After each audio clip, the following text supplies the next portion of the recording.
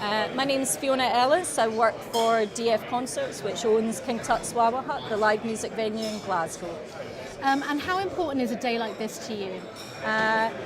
Extremely significant. We've actually just come on board with the Music Venue Trust. We became a Music Venue Alliance member recently after the support that they've actually given to us in relation to a planning objection that we've actually been dealing with in Glasgow against our venue. It was for a proposed hotel development next door to King Tut's, which was actually joined onto our property, and it actually got granted with conditions on the basis that, which is a policy that Glasgow City Council have, which we find is the reverse. It's like they do the mitigation after they've granted, which actually doesn't protect our venue, whereas it should be a case of that the local council or the planning authority should be protecting our venue, which has been there for 27 years, whereas they've actually granted and allowed the hotel developer to be able to go ahead and actually start the works and then try and mitigate the works after he's actually started it, which doesn't really kind of work for us.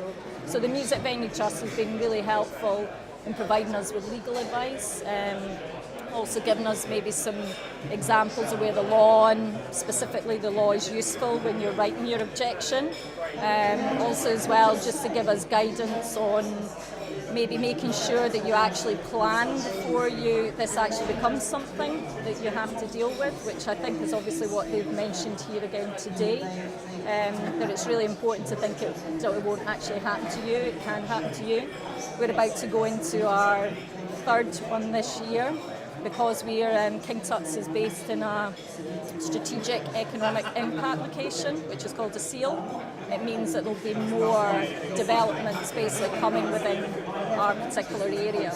And it's just to say, look, if it can happen to us, it can happen to any venue. If you had any message for the fans of live music, right, in what they can do to help, or a venue such as yours, what would that be? I think it's, as he said, it's about voting. It's actually, if you're a fan of live music, it's actually think about who is supporting live music and which MPs are maybe supporting the agent of change principle, and actually having a look at that and thinking about how you use your vote and getting out there and voting actually to help venues like us in the future.